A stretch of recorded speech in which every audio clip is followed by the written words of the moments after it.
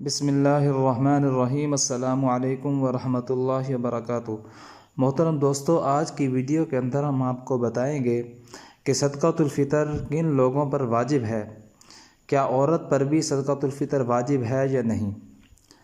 تو اس کا جواب یہ ہے کہ جو مسلمان اتنا مالدار ہے کہ اس پر زکوٰۃ واجب ہے یا اس پر زکوٰۃ واجب نہیں لیکن قرض اور ضروری اسباب سے زائد اتنی قیمت کا مال یا اسباب اس کی ملکیت میں موجود ہے جس کی مالیت 52.5 تولے چاندی کی قیمت کے برابر یا اس سے زیادہ ہو، تو اس پر عید الفطر کے دن صدقہ دینا واجب ہے، چاہے وہ تجارت کا مال ہو یا تجارت کا مال نہ ہو، چاہے اس پر سال گزر چکا ہو یا نہ گزرا ہو۔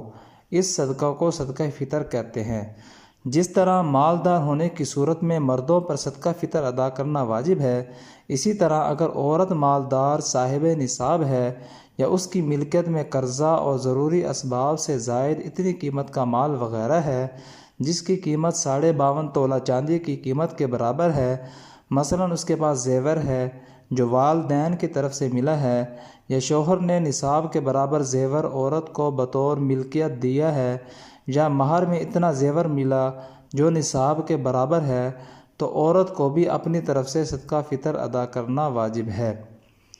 ہاں، اگر شوہر اس کی طرف سے اسے بتا کر ادا کر دے تو ادا ہو جائے گا۔ مالدار عورت پر اپنا صدقہ فطر ادا کرنا تو واجب ہے، لیکن اس پر کسی اور کی طرف سے ادا کرنا واجب نہیں، نہ بچوں کی طرف سے، نہ ماں باپ کی طرف سے، نہ شوہر کی طرف سے۔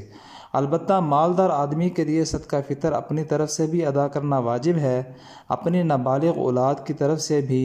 نابالغ اولاد اگر مالدار ہو تو ان کے مال سے ادا کرے، اور اگر مالدار نہیں ہے تو اپنے مال سے ادا کرے۔ بالغ اولاد اگر مالدار ہے تو ان کی طرف سے صدقہ فطر ادا کرنا باپ پر واجب نہیں۔ ہاں، اگر باپ از خود ادا کر دے تو بھی صدقہ فطر ادا ہو جائے گا۔